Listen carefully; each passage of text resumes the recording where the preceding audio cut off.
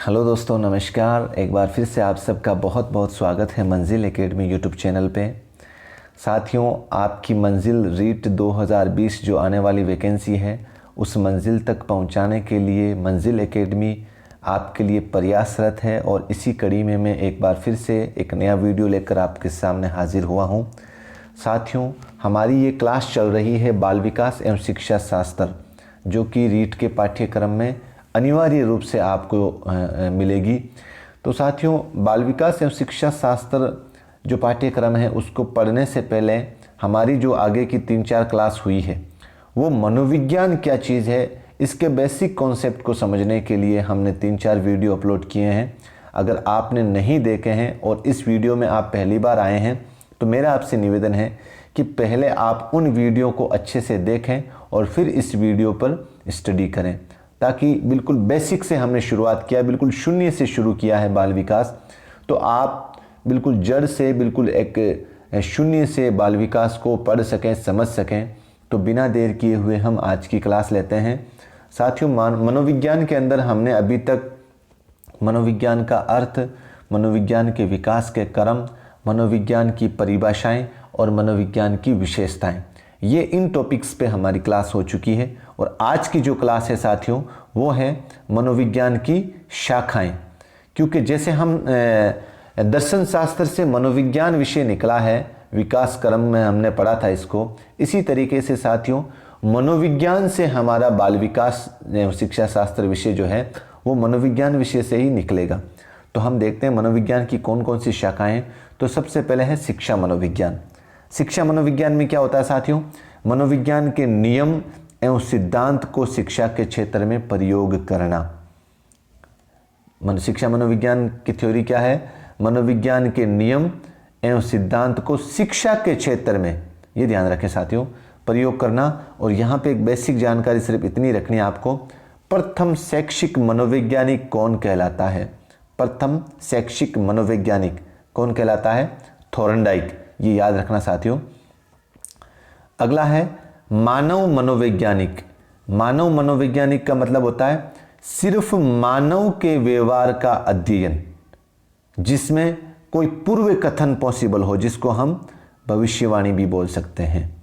अर्थात मानव के जितने भी पक्ष होते हैं, मानव की जितनी भी कठिनाइयां होती हैं, उन कठिनाइयों को दूर करना ही मानव मनोविज्ञान है। ठीक है साथियों। अगला है बाल मनोविज्ञान। ये हमारा टॉपिक है बाल विकास एवं शिक्षा शास्त्र के अंदर। बाल मनोविज्ञान में साथियों हम क्या पढ़ेंगे? जो 0 से 12 वर्ष तक के बालक हैं, उन बालकों का अध्ययन किस में किया जाता है? बाल मनोविज्ञान में किया जाता है। और इस बाल मनोविज्ञान का जनक कौन कहलाता है? Stanley hall. कौन कहलाता है साथियों?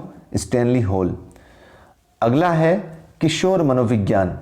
किशोर मनोविज्ञान के अंदर 13 से 18 वर्ष तक के बालकों का अध्ययन किया जाता है।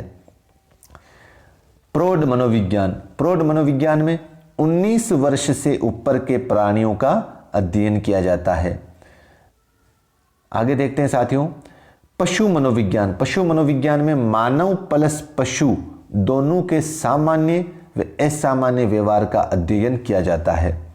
क्योंकि इस मनोविज्ञान में मानव व पशु के व्यवहार की तुलना की जाती है, जिसके कारण इसको तुलनात्मक मनोविज्ञान भी कहते हैं। याद रखें साथियों, तुलनात्मक मनोविज्ञान।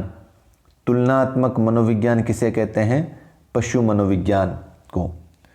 और पशु मनोविज्ञान का जनक कौन कहलाता है? थॉर्नडाइक। कौन कहलाता है? थॉर्नडाइक। अगला मनोविज्ञान कौन सा है साथियों? सामान्य मनोविज्ञान। सामान्य मनोविज्ञान के अंदर सिर्फ मानव के सामान्य व्यवहार का अध्ययन किया जाता है। मानव के सामान्य व्यवहार का अध्ययन किया जाता है।